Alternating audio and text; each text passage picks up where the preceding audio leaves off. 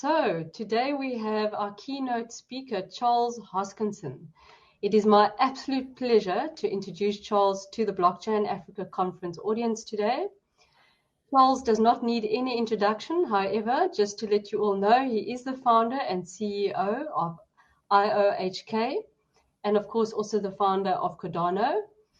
We are very excited to have Charles here with us today. Charles is actually speaking for the second time at the Blockchain Africa Conference. Charles spoke last year virtually as well. He almost joined us in South Africa in 2020, but it was just before the outbreak of COVID in South Africa. Well, it was actually during the COVID outbreak. So he was unable to come to Johannesburg and join us in person. Charles, we hope that you will one day join us in Johannesburg. It will be our absolute pleasure to have you here. And without any further ado, I'd like to just give a quick overview of your talk today. So Charles's keynote is Input Output in Africa. He will be discussing the projects and partnerships on the African continent. He has previously spoken about the enormous opportunities for blockchain technology implementation in Africa and the several partnerships they have with several African governments to onboard students and citizens onto the Cardano platform for real-world blockchain implementation. Charles has also funded blockchain research labs worldwide, and he has a profound commitment to the industry and has been instrumental in changing people's perceptions about cryptocurrencies and blockchain technology. Charles, I'll hand over to you, and I'll see you towards the end of your session. Thank you for joining us. Thank you so much, Sonia. I'm glad to be here. Hi, everybody. This is Charles Hoskinson, broadcasting live from warm, sunny Colorado. Always warm, always sunny, sometimes Colorado. Africa, to me, has been kind of the mission of my life. For a long time, I was always curious about why we have poverty. Why do we have rich nations versus poor nations? And it's a question that economists have been asking for a long time. Political scientists have been asking. It's not connected necessarily to resource wealth. It's not necessarily connected to merit or people or human capital. At the end of the day, it's about systems. Some people are lucky to be born into great systems, and some people are unlucky to be born into bad systems. And systems are tuned for the challenges of their times. So when we look to the African continent this century, it is one of the most exciting opportunities because it's a continent that is hungry for new systems. It's a continent that wants to reimagine the way that everything works, from identity to e-commerce to voting to supply chains to financial systems. It's a continent that's hungry for new ways of verifying things, claims, truth, these things. So to me, it felt like a perfect fit for what we do as an industry. At the end of the day, when you look at things like Bitcoin or Ethereum or Cardano, any of the large cryptocurrencies around, it's not about tokens. It's not about market capitalizations. At the end of the day, it's about systems. We sell, as an industry, an idea that you can remove middlemen. We sell, as an industry, an idea that you're able to somehow do something in a peer-to-peer way instead of relying on some sort of trusted central actor. And in the process of doing that, you need new tools and techniques for truth to ensure that people can trust each other who have never met each other or at times are somewhat adversarial. The problem with global business is that people have to get along, especially people who don't get along, in order for global business to work appropriately. There are perverse incentives. In a supply chain, sometimes people have an incentive to claim that things are a bit fresher than they actually are. Sometimes things get lost or stolen in supply chains. Each node, as things move along in a supply chain, has its own individual incentive, yet collectively we rely on these things in order to be able to buy the goods at the supermarket shelf. Collectively, we rely upon these things to trust that the things that we put into our bodies, whether it be medicine or food or otherwise, are safe and effective. If people have perverse incentives, then unfortunately that doesn't work so well. And we rely upon the strength of institutions and governments and international agreements and audit and oversight in order for this to work properly. We see this in America with Flint, Michigan, where people relied upon clean drinking water, and it turned out it had lead in it. We've seen this in places where children's toys are contaminated and other such things. And this is a global phenomenon. As we embrace globalization, we have so many things we have to do, again, we have to work together in order to work well. So the point of our industry is figuring out, how do you do that without deciding on a king? How do you do that without deciding on a controlling entity? Instead, just allowing the masses to come together. So this was a hypothesis 8 years ago when I did my TED Talk in Bermuda in 2014, and today it's a reality. Our organization and many others have gone all the way across the continent. Last year, I went to South Africa, and I didn't have a chance to go to Johannesburg, but I did go to Cape Town. And then we went to Zanzibar, Burundi, Ethiopia, Kenya, and Egypt. And we had a chance to meet some truly amazing people all across the continent, and government officials, from the president of Burundi and the president of Zanzibar to many in the private industry. For example, the CEO of ShopRite and the leadership of Opera, amongst other companies that have strong African connections. In each place we went, we had discussions about what systems would you like to transfer to better systems. In Kenya, for example, we spent quite a bit of time exploring microfinance. And we have a partner there called Possessia that's based in Nairobi. There, we're working ways to create better lending channels that are not only lower cost, but by removing the middlemen, the interest rates will ultimately go down and the safety for all parties involved get better, while bringing billions of dollars of new liquidity into the economy in the coming decades. And not only did we meet with these people, we've decided to start investing and building with them. And we've already given several loans into the portfolio. And before the end of the year, we think crypto loans will be possible, denominated in stablecoins issued on the Cardano network in partnership with many different entities. In Ethiopia, we've had a long-standing relationship with the Ministry of Education.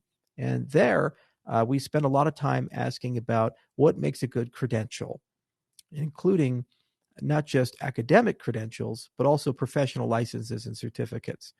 And we've started a program involving 5 million students in the country and 750,000 teachers to create transnational digital credentials. The success of this program will grow not only for the education sector, but hopefully throughout the entire country, and we'll be bidding on the national ID system as part of the Digital Ethiopia 2025 agenda. Every single person issued these credentials, DIDs, decentralized identifiers, has actually entered the cryptocurrency space as a result, because their credentials are blockchain recognized, portable, and ultimately owned by them, not a centralized actor, allowing them to actually build reputation and credit as they matriculate from K through 12 to adulthood and economic agency. When we look to Burundi, we're doing exactly the same thing, looking at identity. And so we signed an MOU with the Burundian government while in Bujumbura, and we've been in deep discussions about how does one get a national identity system that is digital when there are infrastructure problems. Only 2.5% of the population are currently online with access to smartphones. In Zanzibar, we actually try to solve that very problem with a partner called World Mobile.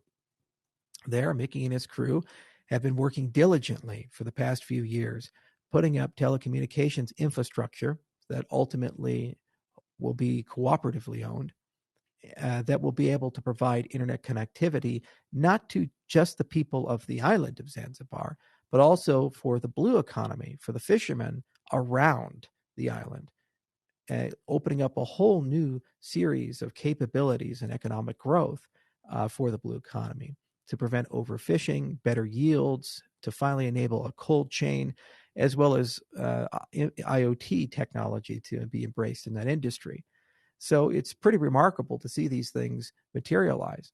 The techniques and tools used there are ultimately based upon blockchain technology. which means that you can build a cooperative, decentralized ISP instead of a centralized, foreign-owned ISP. If this is successful, it can be ported to Burundi. It can be ported all throughout the African continent and actually give Africa the most resilient people's internet, which always evolves and gets faster, but has at its core basic principles that the American and European internet lack.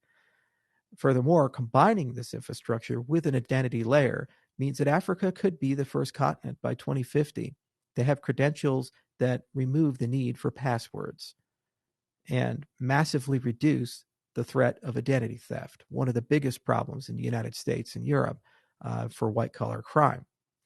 In South Africa, we looked at things like relationships with ShopRite, relationships with Opera, and many of the great companies there. In addition, we also have a lot of open discussions about building infrastructure funds. In particular, we've been, for a while, negotiating and building up a dedicated venture capital fund called the A Fund. And this fund will be used to invest in all kinds of ventures, from startups to other such things, throughout a Pan-African focus and many different verticals, as well as do complex deals and joint ventures with many businesses throughout Africa. The great part of investing in Africa is once you develop the domain expertise to be able to get over geopolitical risks and the differences in cultures, you find that there are phenomenal opportunities to create wonderful infrastructure, which ultimately creates lots of high-paying jobs and economic growth, and being downstream of that gets better returns than one would get in Europe or American investments. Furthermore, introducing blockchain technology into this means that you have an audit and oversight level layer on top of the investment, which creates much more certainty in the facts, circumstances, and actors that one has to deal with. So our commitment is enduring, and it continues to grow deeper and deeper every single year as we build relationships across the continent. But what's really amazing is not what we've done, but what the industry as a whole has inspired African entrepreneurs to do. What many people don't understand is when they look at crypto adoption, some of the fastest growing jurisdictions in the world are African countries, like Nigeria, for example, where people are waking up and realizing that crypto can be not only a superior money and store of value, but also a wonderful medium to build e-commerce based businesses, as well as interface with an emerging industry that has gone from nothing to a multi-trillion-dollar valuation in just 13 years. The crypto industry is the fastest growing. Some of my most treasured memories are interacting with local entrepreneurs, local artists across the continent of Africa, from NFT artists that digitize their art and sell it in Lagos, to people in Egypt who are finding new ways to finance their businesses for the problems there. It's pretty remarkable in that respect. And it's speeding up. People also forget that Africa is the youngest continent. The vast majority of many of the nations of sub-Saharan Africa, their population, 70% or more, are at or under the age of 30. And in a digitized world where information flows instantaneously and anyone can get an education online, usually for free, off of Coursera and YouTube and MIT OpenCourseWare, it turns out that the skills gap, the knowledge gap, is bridging rapidly. The reality is that if all things are equal and everything is meritocratic, he who works the hardest will win. And that's what we're seeing. Africa is one of the most entrepreneurial of all continents. And in an emerging economy like the crypto economy, this is a match made in heaven.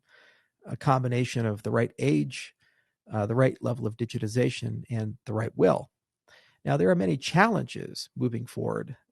There's still tremendous infrastructural issues that have to be resolved, and it forces a lot of innovation. It's hard to sell money and ideas that are digital native in places that still have unreliable internet access. Furthermore, there needs to be a lot of training and education This is a very complex field because we're not just talking about one thing. We're not just talking about wallets. We're talking about completely new economic and financial systems that touch every aspect of our lives, and they have different assumptions at the core. Consumers for over a century have been trained that when something goes wrong, they have to go to some central authority, whether it be a government or a business, to resolve that issue. In this industry, you are your own bank. In this industry, you are your own identity. You have to make provisions. You're ultimately in the driver's seat, and with great freedom and liberty comes great responsibilities. So consumer education is incredibly important. But let's not forget, ultimately, the enormous benefits. In my own country during COVID, one of the hardest things the IRS and other actors of the Treasury Department had to deal with was simply just giving money to people in 2020 and 2021. It took months for checks to go out, debates about what to even put on checks. When you have digital wallets and digital identity, you don't have to know where your people are. You just click a button and each and every person in the country can get something. Furthermore, when you have digital wallets and digital identity, at any given moment, a government, a company, any entity that cares to know, has the capacity and the ability to poll and get a verified result of the opinion of the country. There's been some difficult policy over the last 2 years. Lockdowns, shutdowns, institutional failure, and now we contend with wars. Over 25 conflicts in the world, including Ukraine and Ethiopia, amongst others. And these difficult questions, we really have moved beyond them being answered by the few. They require the wisdom of the crowds to be fully resolved. And the only way we're going to get there is with stuff that allows us to pull the will of the masses. That's perhaps one of the greatest emergent properties of the new crypto economy. Once you have these capabilities, not only do they allow you to protect your identity, your economic identity in particular, but also they allow you to protect your voice in ways that you couldn't previously. No one in our industry ultimately can be silenced. We can choose not to listen to people. We can choose not to value the things that they say, but the right to say it, the right to express, the right to associate, and the right to engage in commerce, basic human rights, are preserved, regardless if they're convenient or inconvenient to the few. This is, in essence, my life's work because I see the value it provides to so many. I'd like to change America, and unfortunately, when one lives in a wealthy, powerful nation, that nation seems to think that it knows all the answers and it doesn't need to change itself, even when there are warning signs. Living on the legacy of the past, it seems at times very difficult to change America. It's good to be dealing with so many nations who not only want to change, they want to change for the better, and they are partners ultimately. I have yet to meet a head of state in Africa. I have yet to meet a business leader in Africa who didn't want to do something better. In every engagement, in every place we've gone, there's certainly been strife and conflict. There's certainly been disagreements, but I see a genuine desire to chase the future and a genuine respect that things must be better. And that's why our industry seems to be flourishing. And I think in the next 5 to 10 years, we're going to have opportunities we've never seen before. For example, years ago, the Europeans got together and they created the euro. It was a revolutionary idea, this transnational currency, and it is now a rival of the US dollar. As the world de-dollarizes, it is my belief that a Pan-African currency within the next 10 years will materialize.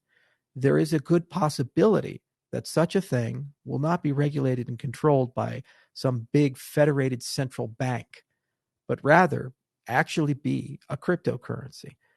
It is even possible that such a thing could be a private cryptocurrency that emerges organically as a result of increased trade between African nations.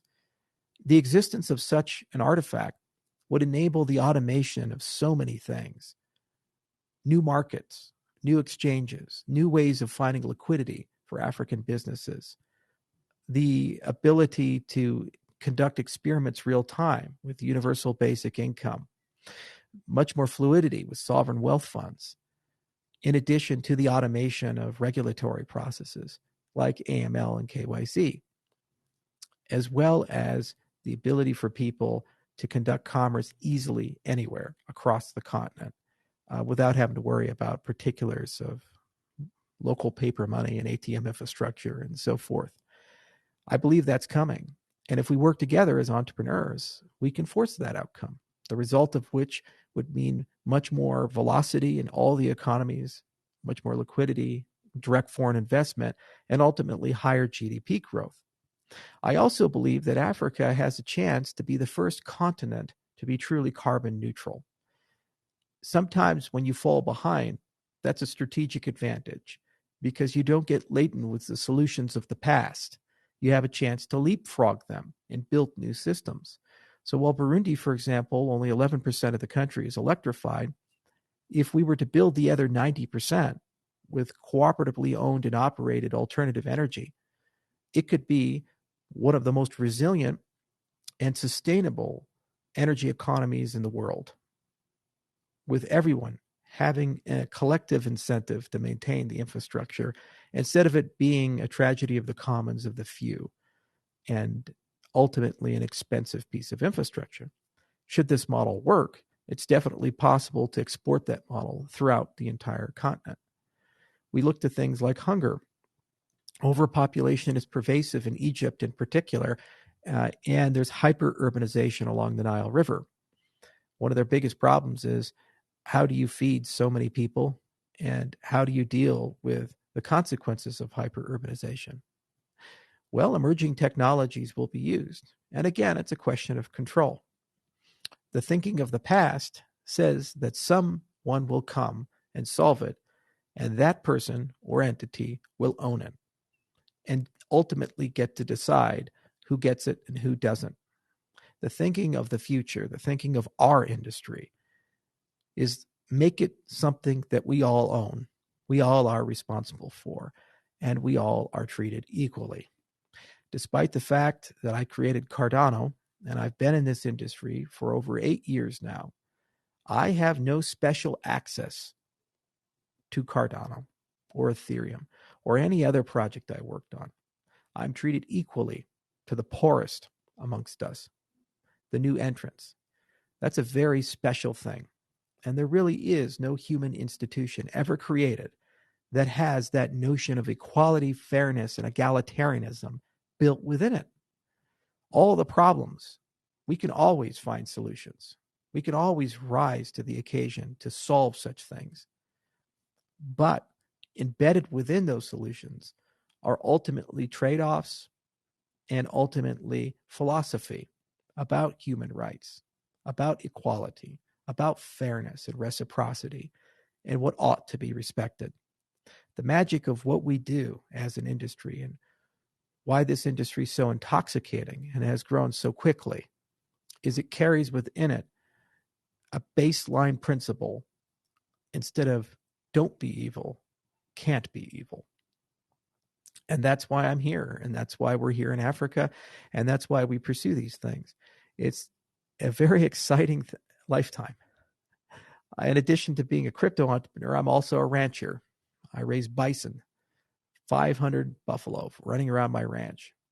And I look to agriculture as fondly as I do to cryptography. And what's really amazing is there's so much that can be innovated in agriculture. Africa is still a very strong ag tech sector, and some of the biggest advancements are going to be in that realm. Better ways of raising animals, more sustainable ways, exploring concepts like de-extinction. As some of you are aware, I'm an investor in a company called Colossal, which is a company that specializes in de-extinction. And their flagship is to resurrect the woolly mammoth. Outside of the madness of such things, it really does open up a great series of economic opportunities in the next 5 to 10 years to look at how we can make profit from conservation and how we can preserve the biodiversity of many economies as they grow and transform.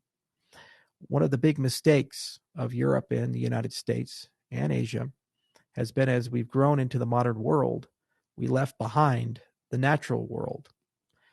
Africa now has to make that same decision as it's growing. And my hope is that the technology of our industry can be used to create new economies that not only are fair for humans, but fair for nature, so that we can properly quantify the cost of the things we do. Traveling through the Wyoming landscape, throughout Colorado and other places, you can find areas that were devastated from the 19th century as a result of strip mining and other such things. It would be a travesty to see, as Africa grows, such things to harm them as well. And it's already occurred in many places as a result of malinvestment. So there's much to do, but the ultimate question is, how do you get involved? There is no credential for blockchain. There is no governing body for blockchain. There is no gatekeeper who gets to decide if you're an entrepreneur or not. Ultimately, it's self-selection. You start with a problem and you start with a philosophy. If your problem involves people who have to work together, there's some trust between them, and your philosophy is that those people should be treated fairly, and there should be controls and checks and balances to prevent the system from growing and becoming corrupted, sounds like you need a blockchain. And there are plenty of great free pieces of education and materials, conferences to attend that help resolve these things. Now, there's great verticals to explore. One we look at is RealFi. We call that because it's DeFi and actual real users, not yield farmers in New Jersey, but people actually looking to get loans who don't have access otherwise, or conduct financial transactions who are unbanked. This is going to be, in my view, one of the fastest and most dominant areas of the cryptocurrency space. So you don't have to look any further than to the remittance markets and the MFI markets and so forth.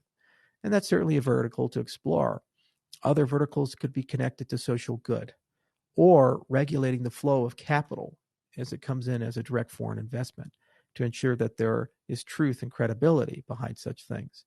There's a huge appetite for this. Regardless of what the problem happens to be, you have to make it personal. And then there's over 8,000 options. I built Cardano because I felt that it would provide the best trade-off profile to preserve liberty and still scale to meet the needs of billions. But yet there are other systems, and they have their benefits and their cons.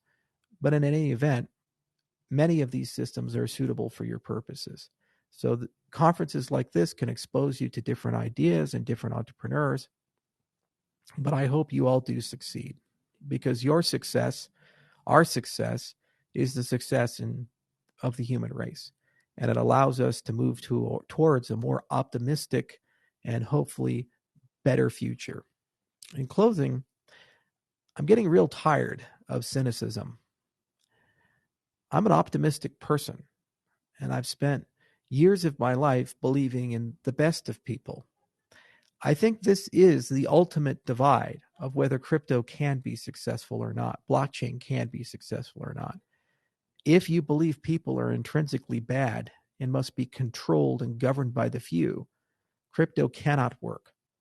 If you believe that people are intrinsically good, and you believe that if given the chance and the opportunity, admitting a failure from time to time, that people are pretty good at governing themselves and deserve liberty and freedom, crypto is frankly the only way that we can live in a global economy with peace.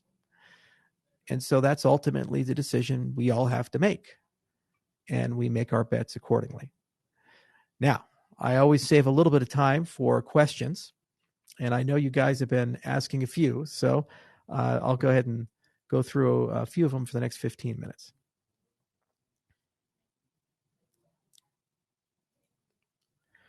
Okay. This one comes from Watu. He said, "This is all very impressive. However, we know that there are critics as well as those who are hesitant. what would you say to those who see this idea of discussing and signing MOUs with African governments as counterintuitive at several levels? Most African populations are have-nots in economic and education level. Won't this push the new systems simply not increase the gap with the haves within the same country? Yeah, it's a fair point. And there's no lack of entrepreneurs in countries that come in with a savior complex and they say, oh, well, our new technology is ultimately going to save everybody. What makes this different, if it's done correctly, is that you're giving capabilities to people that are not proprietary.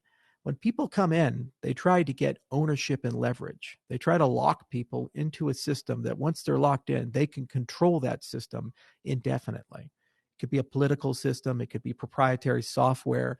It could be some sort of economic domination like debt diplomacy, as we've seen China do. When someone gets a DID, it's portable. That identity is now useful on Ethereum and Bitcoin and many other systems. It's interoperable amongst more than 35 blockchains, as an example. And it's programmable and user controlled, which means they can take it anywhere.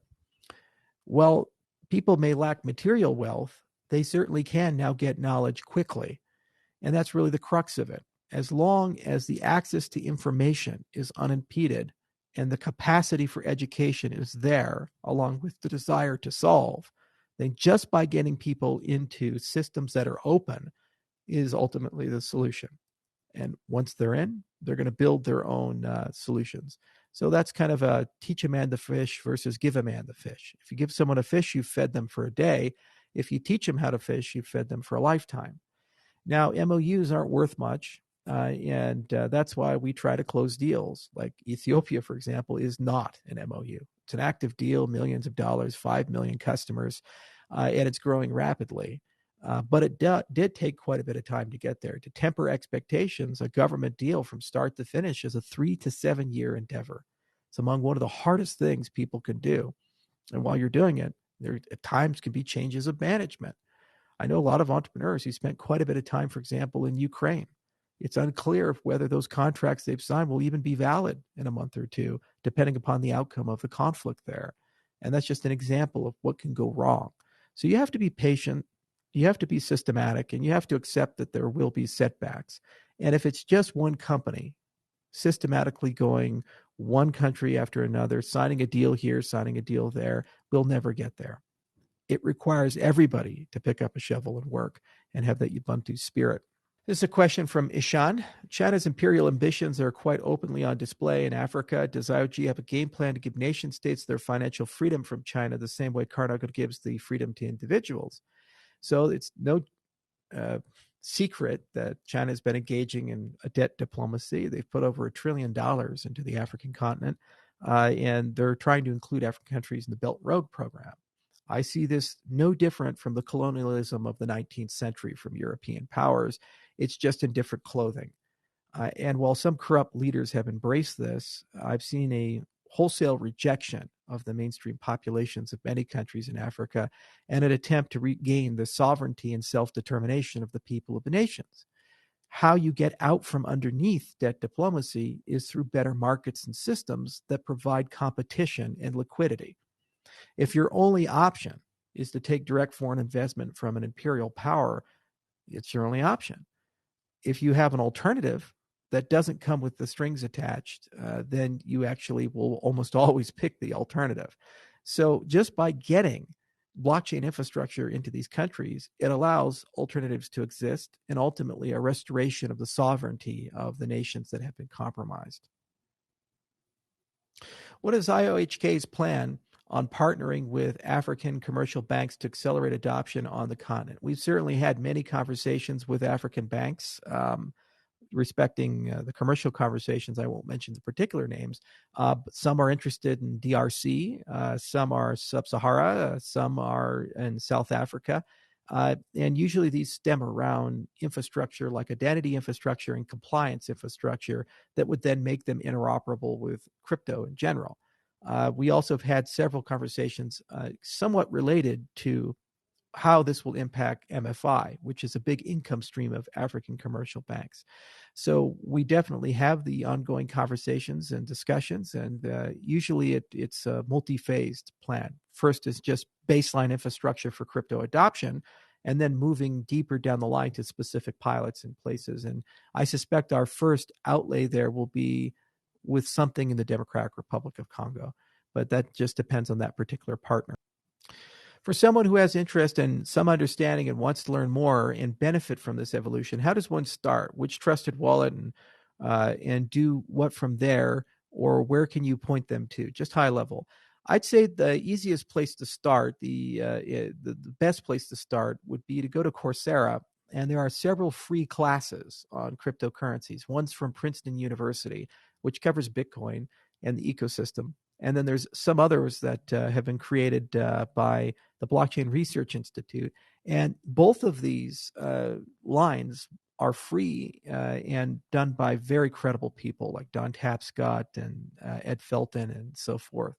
And the advantage of these classes, they'll give you a very good understanding of the underlying technology, what makes it so compelling and resilient. And then it just depends on what you want to build from there. If you're a business person, the BRI classes in general will show you some of the business domains that are accessible and easy to solve. If you're a developer, then becoming a smart contract developer is the way to go. And then you'll find a lot of resources within those resources to get started. We're working with the Cardano Foundation as well on pedagogy, and this year and next year, we'll see a lot coming out. Sorry. Oh, that's the video. There we go. Sorry, I thought I would just jump in to see if you need any help with the questions, but I think you've gone through most of the questions there, Charles. Yeah, it looks like it. Okay, and there's one more question. All right, you get the pick. Okay, let me just see. There was one here that I thought looked interesting. Your opinions on CBDCs for Africa? Yeah. Well, I did cover that briefly, that I think Africa has a chance to do the first Pan-African currency that's a cryptocurrency. We've certainly had a lot of CBDC conversations. And what makes CBDCs interesting is that in building a digital CBDC, you can actually connect a social goal along with the usage of the money. For example, what you could do is say any tourist or foreign use of the currency pays a transaction fee, but domestic use does not. And those transaction fees could be paid into a sovereign wealth fund or a universal basic income fund. So in that way, just by having people visit and use your currency, trade your currency, it actually makes the country wealthier for all the citizens and could, on a quarterly basis, pay dividends. That's just simply not possible to do when you deal with legacy assets and the traditional SWIFT system and BIS system and so forth. Another thing is innovation there. You actually can start talking about the separation of a store of value from a means of exchange. So this is what's happening in El Salvador. They've adopted Bitcoin as the store of value for their country, and they're using currently the US dollar as the means of exchange. So day-to-day transactions are still dollarized, but people can store their wealth in Bitcoin, and it's a deflationary asset, so it tends to increase in value over time. I think if you took Bitcoin or something like it and you used it to make an algorithmic stablecoin, you could completely de-dollarize, and you could have a dual economy where you have a place to store value, and then you can convert it real time into an instrument to spend, and then you gain all the values of having a value stable, high velocity currency. So these are the kinds of discussions that we've been having with central banks throughout the world, including El Salvador, about various options and opportunities to build and do interesting things.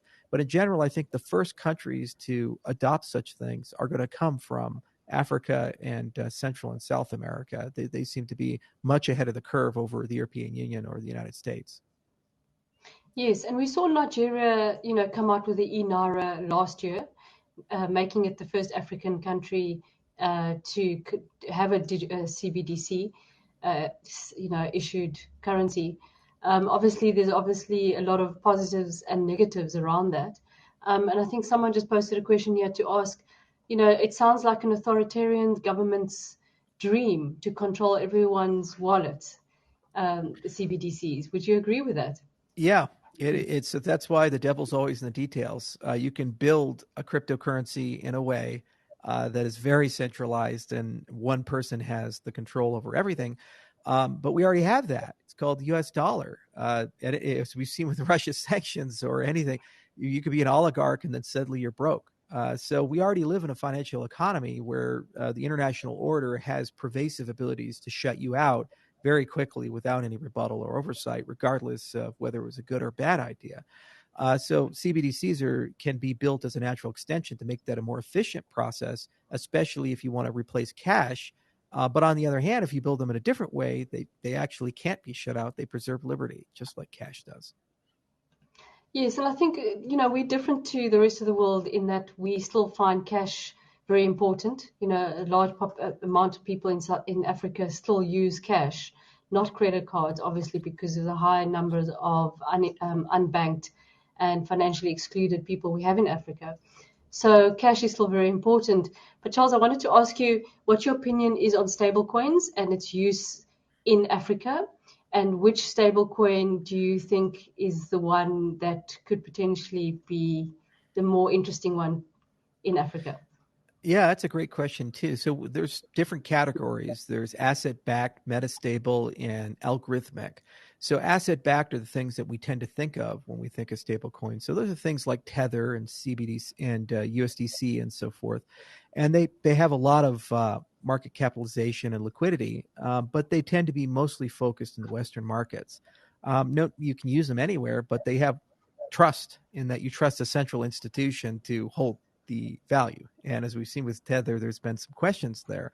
Metastable are when you aggregate a collection of stable coins together and you create a synthetic asset. So you're kind of offsetting your trust a little bit. And there's some interesting opportunities there. But probably the most interesting are the algorithmic stable coins, because what you do is you take a crypto asset and you use that in some way to create a stable crypto asset. And because both sides are crypto and both sides don't have a custodian, you're using the blockchain as it. The trust model is just in the fidelity of the algorithm, not whether the actor is regulated or not. No one can run away with your tokens. So there's been a lot of innovation there. The MakerDAO was an example of that. That's how I got started in this industry. We created something called BitShares, and it had BitUSD. And now we have a stable coin we've invented called JED, and we're even creating something called the JED Alliance to popularize that.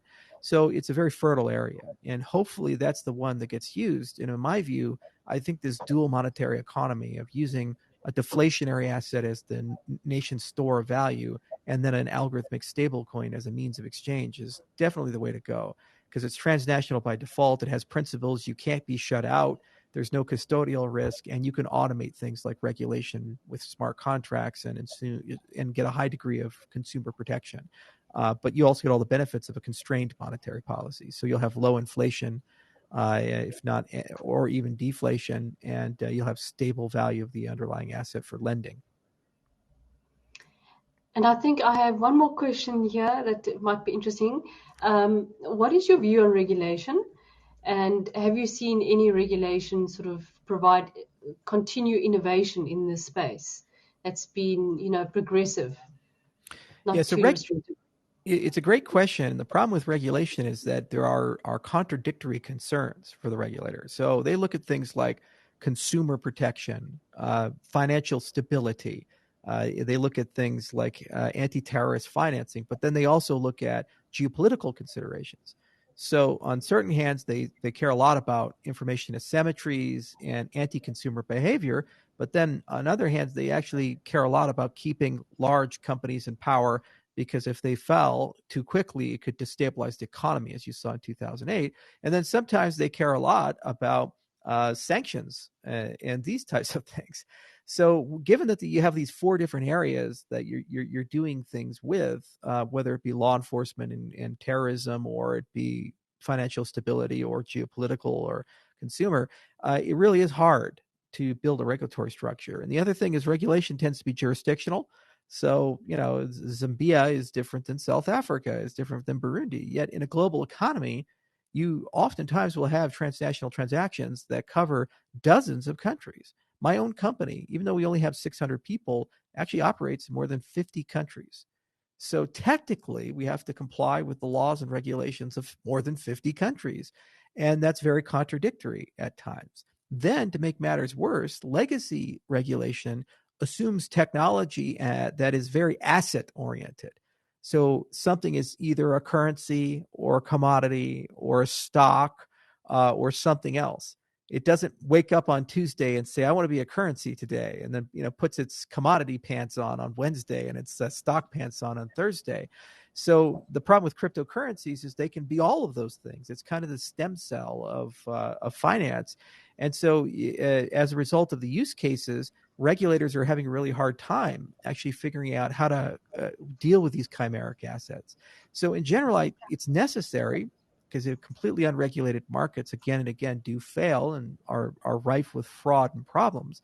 But it's going to require just as much innovation in reg tech as it does, as we've seen in innovation in other areas, for cryptocurrencies to work properly. Charles, unfortunately, we've run out of time, but there's so much we would have liked to discuss with you further. And that is why we'd love to see you in Johannesburg next year, an open invitation for you and your team to be there in person in March next year. Just in closing, I would just like to say, I think, to reiterate your words, you said there's much to do. I would agree. There is much to do in Africa. There's a lot of problems in Africa, but we do appreciate your efforts in Africa in bringing Cardano and IOHK here. And, our theme for this conference was ready for business. And I think you might agree that Africa is ready for business, and so is blockchain and crypto. It is ready for business. So with that, I'd just like to thank you for being with us today, and hopefully we see you again at our next conference. Absolutely. This was so much fun, Sonia. Cheers.